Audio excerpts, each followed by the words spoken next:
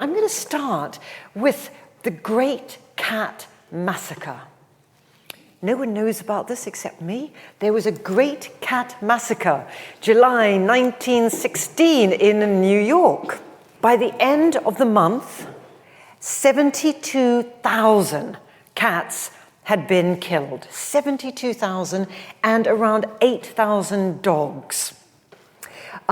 Headline, New York Times screamed out the news that cats had been killed in paralysis fear. Killed in paralysis fear.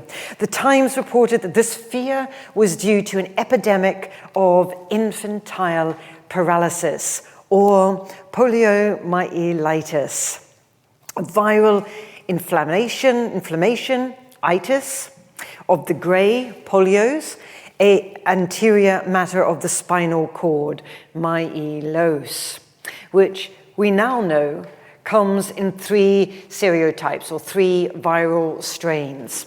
This Great Cat Massacre was not a workers' protest, as in Robert Darnton's famous exposition of the massacre of the feline population in Paris in 1730. Those of you who are historians here will know about that very, very famous book, one of the really classics in cultural history, The Great Cat Massacre, 1730s. Rather, it was a massacre sparked by epidemic levels of polio in New York City, as well as throughout the US. The crippler, as polio was often crudely referred to, has a long history. We can find it engraved in Egyptian tablets, but it soared to epidemic levels in the 20th century, peaking in the US in 1952, with nearly 14 cases per 100,000 people. I mean, this is serious epidemic. The 1916 polio epidemic, however, was believed to be the largest in the developed world. More than 27,000 Americans were infected, of whom 1/3 lived in New York City. Terror of the disease was intensified by the fact that 80% of those infected were children under the age of 5. 80%. Children under the age of 5. 1/4 died. Okay. Now, ironically, the mass killing of cats and dogs was orchestrated by the Society for the Prevention of Cruelty to Animals. Thomas F. Friel, superintendent of the SPCA, complained that his inspectors were being required to work from 7 in the morning until 1 the following morning in order to entrap and exterminate scores of unwanted cats. Their lethal gas chambers were working at maximum capacity. The city's panic was fueled by uncertainty about what actually spread this terrifying disease. Theories proliferated. Were blueberries, unpasteurized milk, sugar, ice cream, Italian immigrants to blame? Or, as we now know, was the virus spread person to person through droplets or fecal oral contamination of hands, water, and food? Friel sought to reassure New Yorkers that their cats were innocent. He told the New York Times that despite the statement issued by Health Commissioner Haven Emerson that cats do not carry the germ of the disease, people were afraid. They were panicking. He wrote, since the beginning of the alarm over infantile paralysis, we have been receiving on average 800 requests a day for our men to call for unwanted domestic pets, mostly cats. So-called animal guardians. Animal guardians is the old term for what we today would call animal rights activists. So animal guardians were surprised to observe that on hearing the alarming statistics on the spread of polio throughout the city, families turned their cats out of doors immediately and some who had dogs did the same. Their actions not only resisted in the massacre of 72,000 cats, it also, I love this, led to the appearance of pirate cats, the leader of whom was called Wang, a tailless mauve cat from Formosa.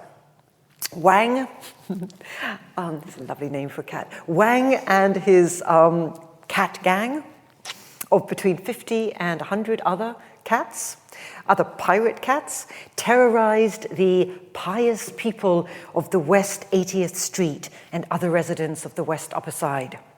The cat gang were not only accused of spreading a paralyzing disease, but also of stealing legs of mutton, frightening dogs, and keeping people awake at night by their screeches. The SPCA promised residents, "We're working as hard as we can to ensure that Wang and his band of cats will be rounded up in due course with the other nocturnal nomads of the city." In other words, the Great Cat Massacre of July 1916 fused fears of wild cats who had been cast adrift by their owners with itinerants and morally suspect night workers. Well, it's a fun story, but actually, you know what? New Yorkers were not wrong to panic. Polio was a disease to fear. Around 1/4 of people diagnosed with polio woke up to find their limbs were permanently paralyzed, and or they had difficulties breathing or swallowing. Between 2 and 10% overall died. As one of the 1941 textbook on the disease said, it is not death that is feared so much as the crippling aftermath of the disease, a physical crippling which may last a lifetime and impair the activities of an otherwise healthy person. In the 1950s, when Americans were asked, "What keeps you awake at night?" fear of polio was second only to the atomic bomb. Okay, fear of polio, second only to the atomic bomb.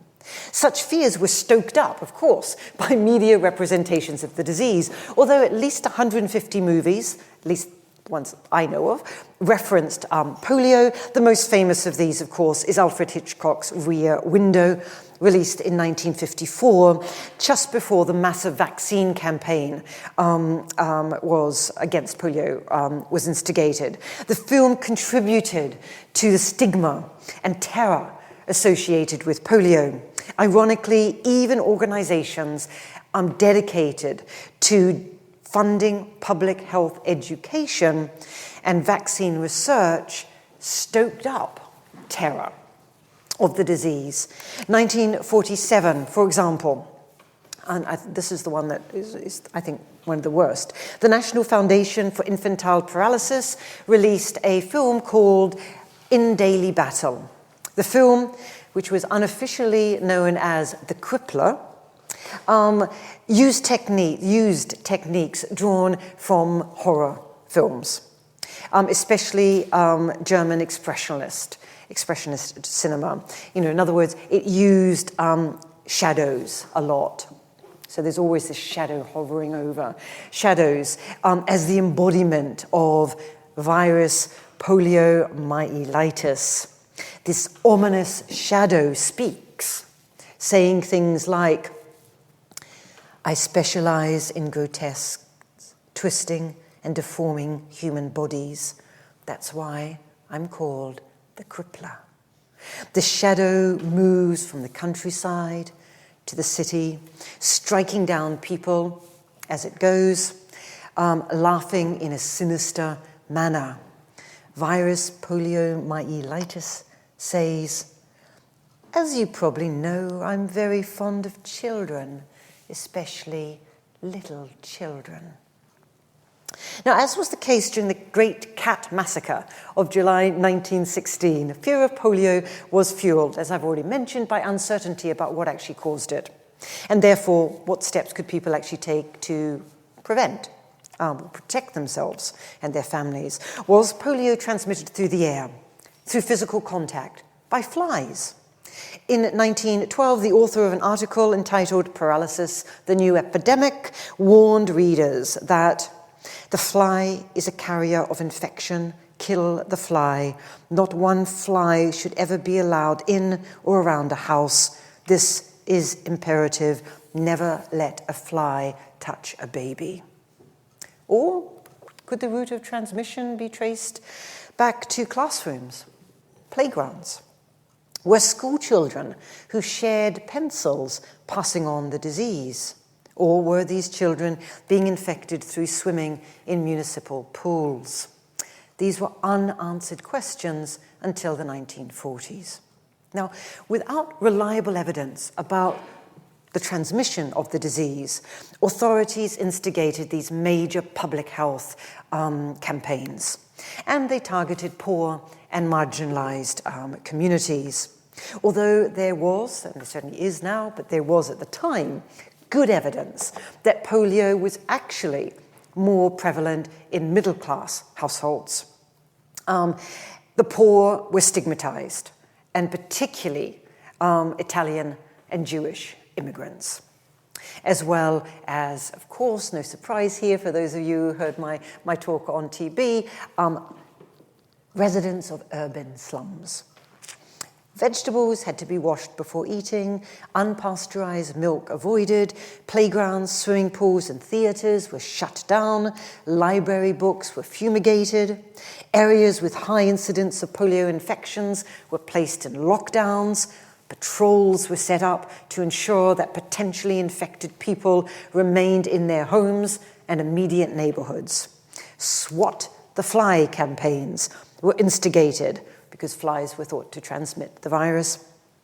Flies were believed to transmit the virus from the so-called unhygienic homes of poor people to wealthy suburbs.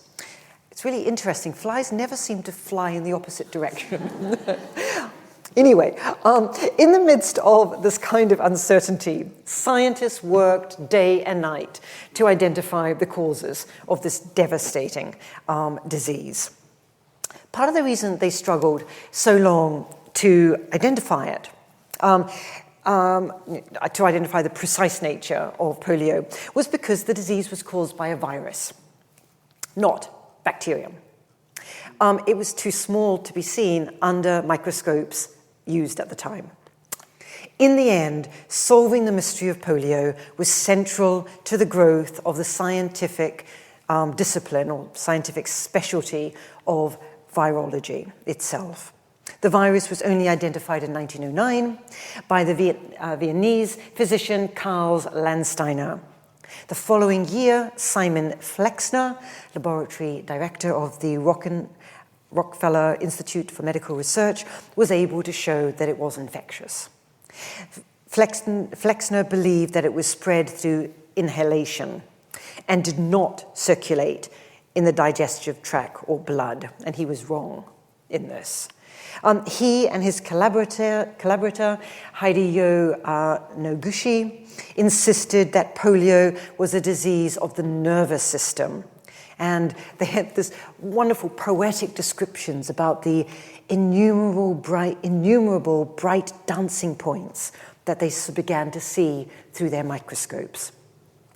A major step forward to understanding, to an understanding of the transmission of the virus was made in the 1930s by these two men here, John Paul and James Trash of the Yale University School of Medicine. They were the ones who established that the virus entered the body through the mouth, where it replicated in the lymphatic tissues of the intestines or oropharynx before entering the bloodstream and then the central nervous system. These scientists also solved the mystery of why in the world was this disease more likely to affect middle-class children. Okay, why? As early as 1912, Canadian physician Helen McMurky informed readers that victims of this disease are not among the poor or delicate. Often the vigorous and healthy are attacked, and those who have comfortable homes and good care. In the past, most children would have been infected with polio as infants, but they would have only experienced mild, flu-like symptoms. Being infected in infancy, however, would have given them immunity for life. The increased obsession with cleanliness in wealthier homes changed this. By cutting exposure in infancy, children were more at risk of developing polio later in their life. In other words, polio outbreaks were a direct outcome of sanitization of homes and workplaces, making polio a classic example of a disease made worse by progress. A relatively mild endemic disease became a deadly epidemic one. Now, as with TB, as we saw in the last lecture I gave on this series, most patients were treated in their communities by local medical professionals. These local doctors watched in horror as young patients who they might have treated since infancy appeared with symptoms typical of a summer cold.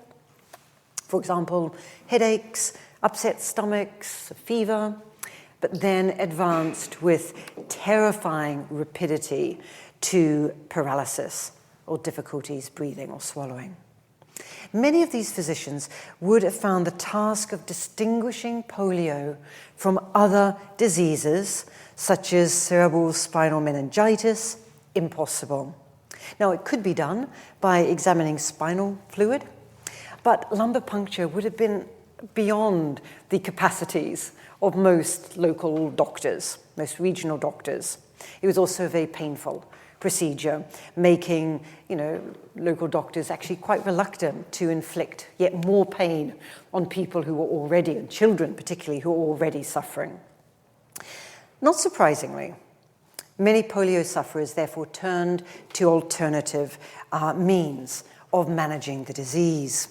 After all, formal treatments, were expensive.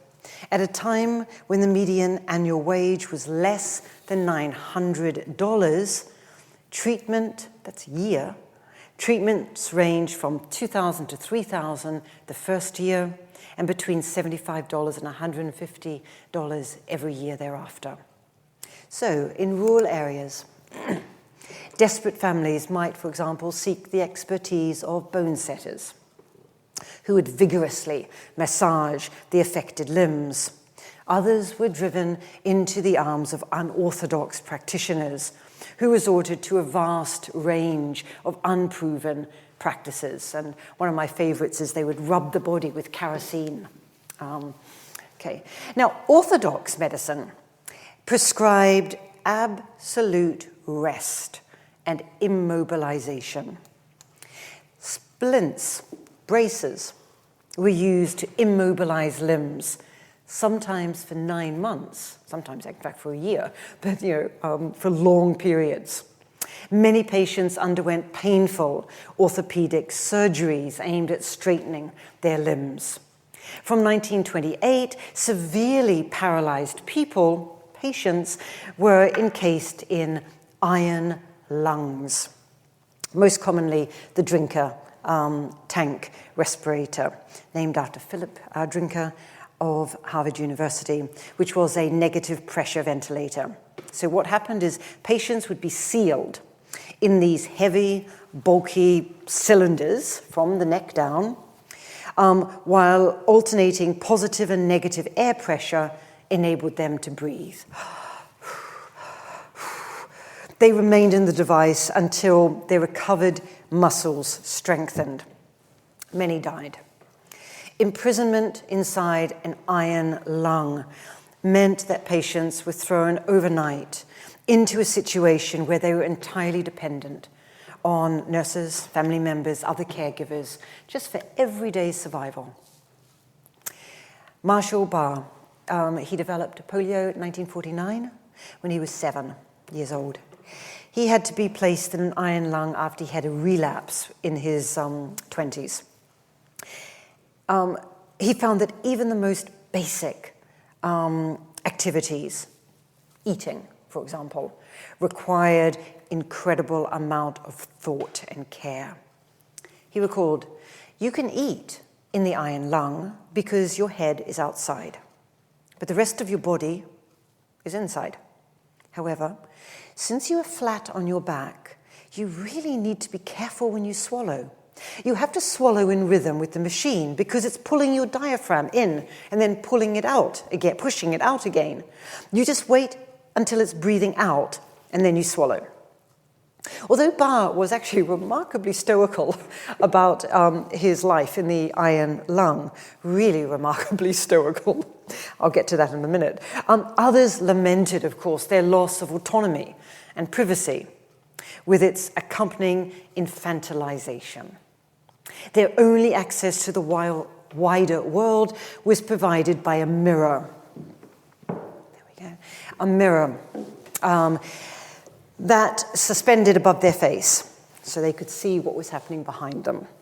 The death of fellow patients was signaled by a sudden, sinister silence that fell on the ward when one of the noisy breathing machines was switched off, and nurses would then all of a sudden rush in to turn everyone's mirror to face the rear of the machine, so that survivors wouldn't see the corpses being wielded out behind them.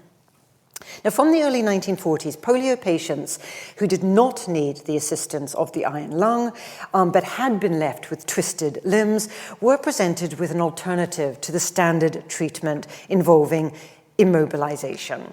Okay, now, until this point, till this time, the medical establishment had concluded that polio was a neurological affliction. When connections, they believed, when connections between the muscles and the nerves were severed, the weakened muscles atrophied, distorting limbs or paralyzing patients. This was their rationale for forcibly straightening limbs and immobilizing them. Sister Elizabeth Kenny. Sister, she's not a nun, it's not a religious title, it's a medical title. Sister Elizabeth Kenny, snowy-haired Australian bush nurse who had immigrated to Britain, she had different ideas. She argued that immobilization was exacerbating the problem faced by polio sufferers. Believing polio to be a systemic disease, she wanted to focus, she believed they should focus on muscles, in particular muscular spasms. Rather than immobilization, she argued that patients needed intense physical therapy carried out by nurses or indeed by the patients themselves, using hot compressors to reduce spasms. Now, this was extremely innovative, to put it mildly. Kenny promoted a shift away, and this is important, a shift away from viewing polio as a deformity, which required the straightening of limbs, to polio as creating a disability.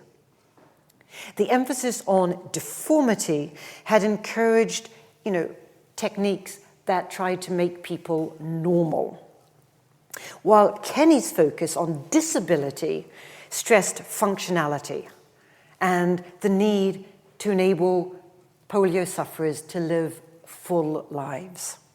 Her therapeutics were also presented a different way to think about the role of pain in treating polio patients. For many Orthodox physicians, pain was actually regarded as necessary for any return to normality. While for Kenny, it was a symptom of underlying pathology that needed to be eradicated. Okay, so it's a big shift, these things. Now, the male medical establishment were appalled. They held Kenny in contempt claiming that she was an ignorant fraudster or even mentally unhinged. They were not impressed by her trust in hands-on experience with patients, as opposed to laboratory experiments and clinical trials. They were, and not without good cause, they were riled by her brash, opinionated mannerisms. Now, polio patients and their families tended to disagree. Such was her celebrity status that in 1946, Kenny was immortalized in film. It's a brilliant film, by the way. The glamorous star Rosalind Russell, who played Sister Kenny in the film of that name, won a Golden Globe Award for Best Actress in a Leading Role and was nominated for an Academic Award for Best Actress. 5 years later, a Gallup poll ranked Kenny in first place as America's most admired woman, beating the celebrated Eleanor Roosevelt. Not surprisingly, this further irked Orthodox practitioners. Their clashes with Kenny were legendary, exposing the gendered tensions between a largely male establishment and a woman without scientific credentials who challenged their authority. Kenny's popularity with patients and their families was part of a wider move towards understanding the harms carelessly and thoughtlessly inflicted on people who were regarded by some as abnormal due to physical difference. The stigma associated with being disabled meant that families sometimes sought to hide them away. Employers preferred to give jobs to able-bodied. In the street, strangers gawped voyeuristically. A large proportion of polio sufferers ended up confined to institutions for cripples, where visiting hours were restricted, facilities were bare, and there was little investment in up-to-date technologies. Isolation and loneliness were endemic. In his memoir, Bottom High to the Crowd, 1973, polio sufferer Don Kirkendall described visiting the crippled children's home in Fargo, North Dakota in the 1930s. He was shocked to see the unkempt children in drab hospital garb, children with listless limbs and vacant stares. He observed that the children in wheelchairs all had sad, unsmiling eyes. For such patients, the range of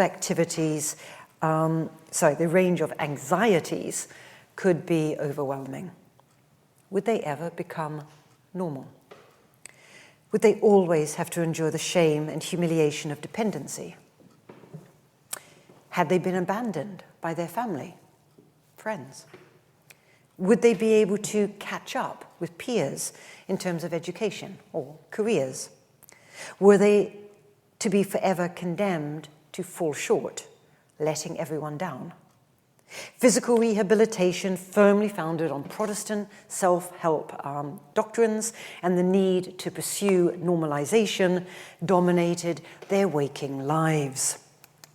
This helps explain why many polio sufferers, especially in the US, turned for inspiration to Franklin D. Roosevelt, FDR, who had contracted polio in 1921 and went on to become US Senator, Governor of New York, and then President of the United States. Of course, FDR was able to mask the full extent of his disability through the resources made available to him as president and through the tacit agreement by journalists not to often, he was an exception, not to photograph him in his wheelchair or wearing braces. However, the thousands, many thousands of letters written to him by polio sufferers testify to the strength of their identification with him. And you're just reading these letters is heartbreaking. Now, this is not to deny that there was extreme bitterness and anger expressed by polio sufferers about being constantly reduced to their disease. They were polios, as if their illness kind of constituted their sole identity. Being labelled cripples similarly stamped them as deformed, hideous even. As Jim Mugg explained, "I am not polio. I am bigger than this thing that has happened to me." Polio sufferers complained about the huge pressures placed upon them to behave in certain ways. And by the way, these things continue today. Perhaps most galling was the mantra that cure, if not survival itself, depended on them fighting the virus with every inch of strength that they possessed. And they were expected to embrace the tough love of nurses and other caregivers with a smile. In the 1930s, J. Brooks Emery insisted that what was needed was proper medical treatment and the right attitude. Exhortations to be cheerful, gutsy, and relentlessly positive were endorsed by the Association for the Aid of Crippled Children. They contended, so this is the formal association for them, they contended that the crippled child had to express his pain, his desires, his hopes, and his anguish only in the most superficial manner. If he expresses his bitterness deeply or with any sense of personal tragedy, he risks alienating the non-handicapped. As long as the handicapped individual is cheerful and light-hearted, he is, like the jolly fat boy, usually accepted by his peers. Posters published by the National Foundation for Infantile Paralysis also spotted cheery, brave children who, through sheer willpower and passive submission to doctors and nurses, would eventually be able to walk across a fundraising catwalk or sports field. Polio sufferers sought to live up to such demands, nervous about not seeming sufficiently grateful. This was the point being made by Brenda Cerotti in her 2006 memoir entitled The Fortune Teller's Kiss. Cerotti had been brought up in a Jewish household of Turkish descent, living in the Bronx. 1954, when she was 8 years old, she contracted polio and was sent away to be cured. Like many young children, she believed that she was to blame for becoming paralyzed. In her words, "I got the impression that I'd done something really bad this time to warrant such punishment." She later recalled that she heard the words guts so often that by the time I was 10, it had become my mantra and middle name. All of us, every kid in all 3 hospitals, was brave, courageous, gutsy. Cerotti admitted that she was indoctrinated with the idea that I could do anything, miraculous things, but that I'd never ever achieve the physical mobility I wanted unless I pushed harder than anyone else in the world. And if I did not reach my goal, it meant that I didn't work hard enough, didn't try my best. Guts were necessary not only for her own well-being, but also in order not to let everyone down. A Puritan work ethic pervaded the treatment, convincing polio patients to work harder, cheerfully, if they were to reap the rewards of normality. Even in more recent years, the idea that suffering makes a person better, stronger, appears time and again. As late as 1996, this was the view of George Will in an article about Roosevelt, entitled, "Don't Hide His Source of Strength." According to Will's Washington Post article, Roosevelt probably would not have become president and certainly would not have become the tough president that he was without passing through the furnace of polio. In the US, major campaigns were started to help alleviate the sufferings of polio patients and promote research. The most prominent is one I've already mentioned, that is the National Foundation for Infantile Paralysis. This was instigated by Roosevelt, who passed it on then to Basil O'Connor. They urged people to send in small donations, dimes, directly to President Roosevelt. This was the March of Dimes. a term coined by the comedian Eddie Cantor, a witty play on the March of Time, which was a very popular newsreel series shown in movie theatres. 1938 alone, the March of Dimes received $1.8 million worth of donations. By 1945, annual contributions had reached $19 million. As one White House employer complained, the government of the United States darned near stopped functioning because we couldn't clear away enough dimes. These campaigns were based on a new model of bottom-up philanthropic fundraising. They saw mothers knocking on neighbors' doors, collecting money. The National Foundation for Infantile Paralysis actively argued against federal funding for research. Why? It's communistic, anti-American. Of course, polio sufferers fought back. Some survivors even claimed that polio enhanced their talents. And I'm not going to go through all of this, but there's a vast range of artists and musicians who survived polio. This is just a tiny, tiny group of some of my favorites. You get my musical tastes, I hope, and theatre tastes. Anyway, including Joni Mitchell, the reggae group Israel Vibration, and so on and so on. And of course, Ian Dury. If you really want what I think, I dislike, not my kind of music. But if you really want some really interesting musical reflections on polio, this is where you go. Just go into YouTube, the Dance of the Screamers. The title says it all. And Hey, Hey, Take Me Away, which is about the institution where he spent some time, really graphic descriptions of sexual abuse and casual violence. So just type that in and have a look, but turn down the volume. The campaign to reduce and eventually eradicate polio was led by scientists searching for an effective vaccine.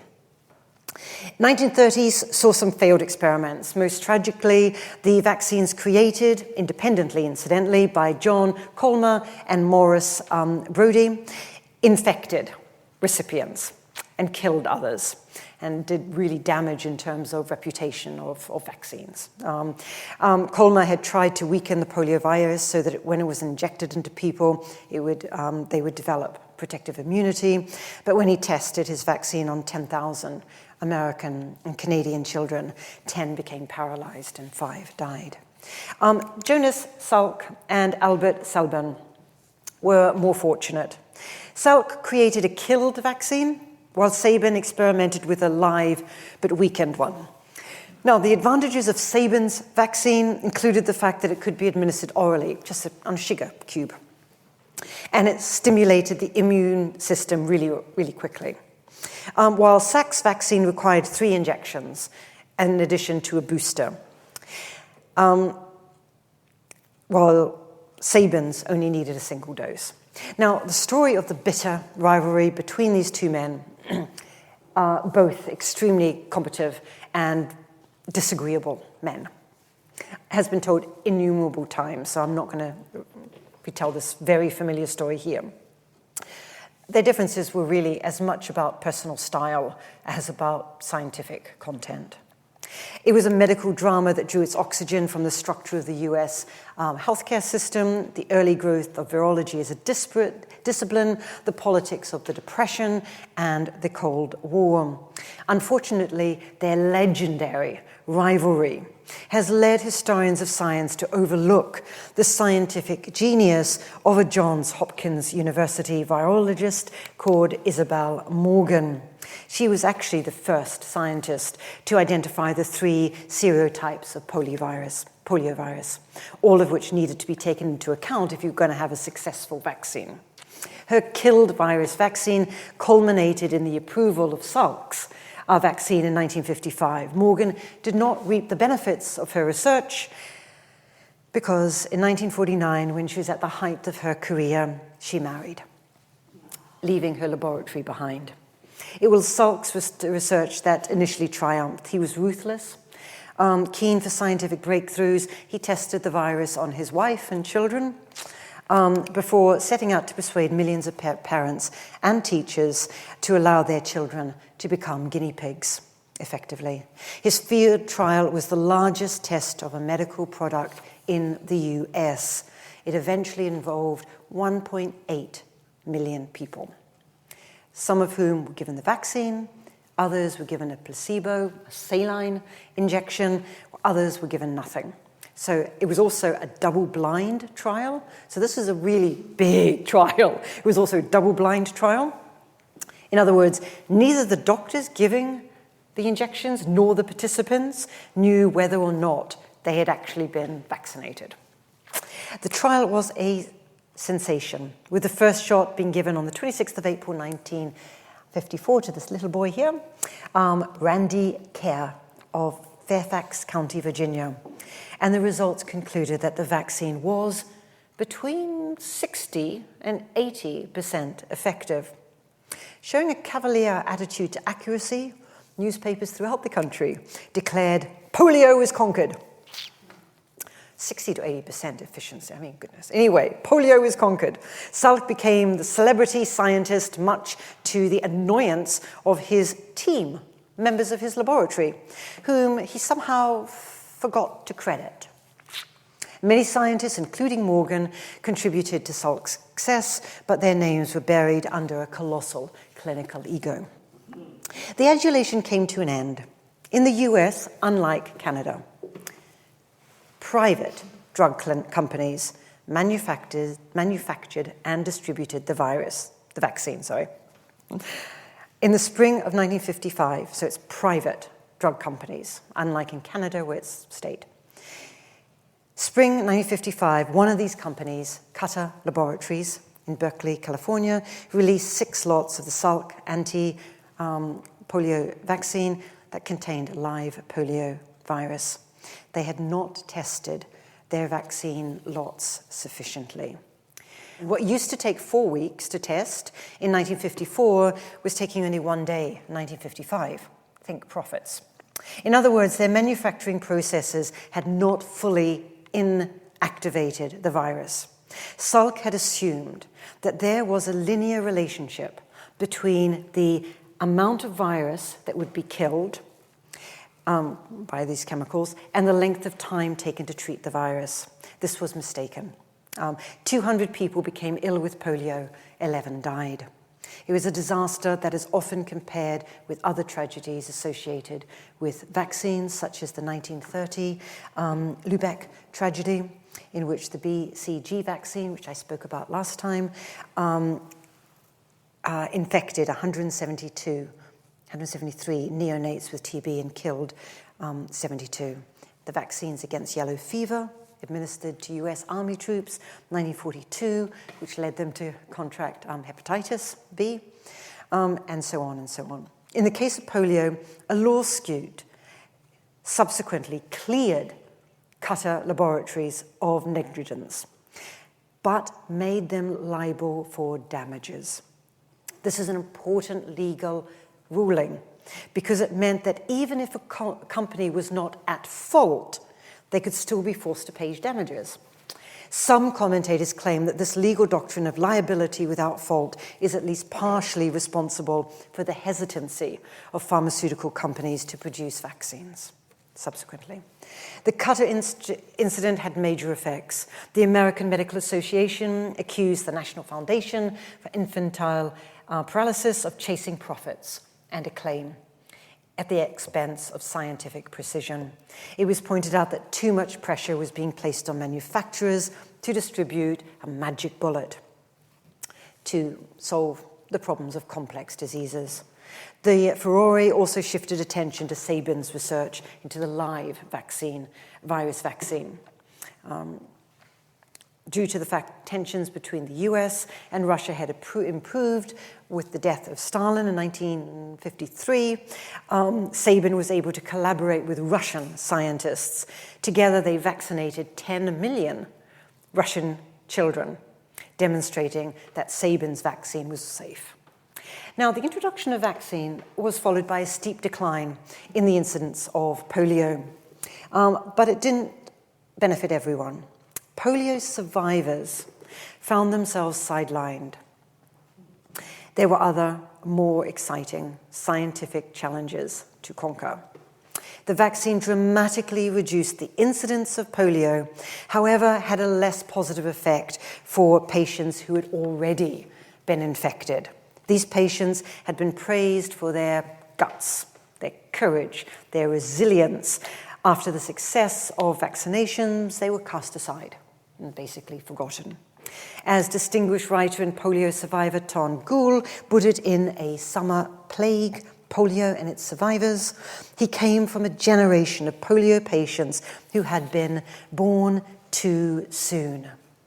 They were suddenly ignored as embarrassing emblems of their own poor timing, clumsy enough to get polio before the vaccine that could have protected them was found. Even worse, 40 years after the acute polio phase, polio sufferers who thought that actually they were better, so 40 years after they thought they were better, suddenly polio, there was a revival of their symptoms. Especially severe muscle fatigue, joint and muscle pain, cold intolerance, gastrointestinal upsets, and sleep difficulties. Okay, now, so far in this talk, my talk has been really terribly homogenizing. We have to remember the effect of racism and the effect of ableism to the story. Pathographies are illness narratives. So people who are ill writing their story. Illness narratives, these are ones that prioritize the voices of the sick, of patients. These are highly biased towards white, educated, middle-class patients, many of whom actually were professional writers before they got the disease. Polio survivors of color are less visible to the historians because they're typically cared for in general hospitals, which lack specialist treatment facilities and lack the detailed archival traces that specialist and private hospitals often possess. The much lauded polio hospital at Warm Springs, Georgia, which was frequented by Roosevelt, who invested huge amount of money in it, famously swimming his way to health, excluded African Americans from treatment. Segregation led to the establishment in 1941 of the Tuskegee Infantile Paralysis Center for African American sufferers, which also, by the way, trained black medical personnel to work in their communities. There was even the belief that black people were immune to polio, a useful justification for underfunding. The result was a higher mortality rate for black sufferers of polio. As John Chenault, the head of orthopedic surgery at Tuskegee University, John Andrew Memorial Hospital, and later director of the hospital's infantile paralysis unit, was able to demonstrate. The fact that Sabin tested his vaccines on incarcerated prisoners in Ohio. Just think about, consent issues here. The fact that he tested his vaccines on incarcerated prisoners in Ohio also meant that there was a disproportionate experimenting on people of color. Ableism was also prominent, and I mean this two ways. First, humans at the bottom of the ableist pecking order were fair game. The first person to test a live virus on humans was Hilary Koprowski at the privately funded Lederle Laboratories. His subjects, who did he test them on? Were young, feeble-minded and epileptics at the Letchworth Village in New York. When Salk was given approval by the National Foundation for Infantile Paralysis in 1951 to test his vaccine on humans, up until this time, he was testing on monkeys. He turned to the residents of the D.T. Watson Home for Crippled Children and the Polk School for the Retarded and Feeble-Minded. He bypassed parental consent for the experiments. Most of the parents of the children had IQs under 50 anyway, by persuading the Pennsylvania state authorities that the experiments were a humanitarian enterprise. Second, ableism was contested by polio sufferers. Speaking out against the unrealistic expectations and individualization of illness was not a new phenomenon. As we have seen, popular prejudices dictated that patients and their families had to adopt or expected to adopt the hard way, making true men breadwinners and good women wives and mothers of sufferers.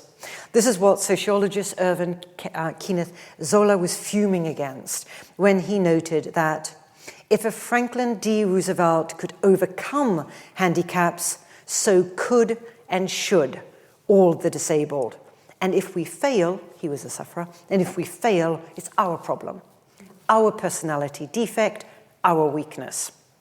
This is what early disability experts, activists, I should say, fought. So just to conclude. This talk started with the Great Cat Massacre of July 1916, during which 72,000 New York cats were killed as a result of a polio scare. The Great Cat Massacre fused fears of wild cats, including the leader of cats, the tailless mauve Wang from Formosa, with itinerants and morally suspect night workers.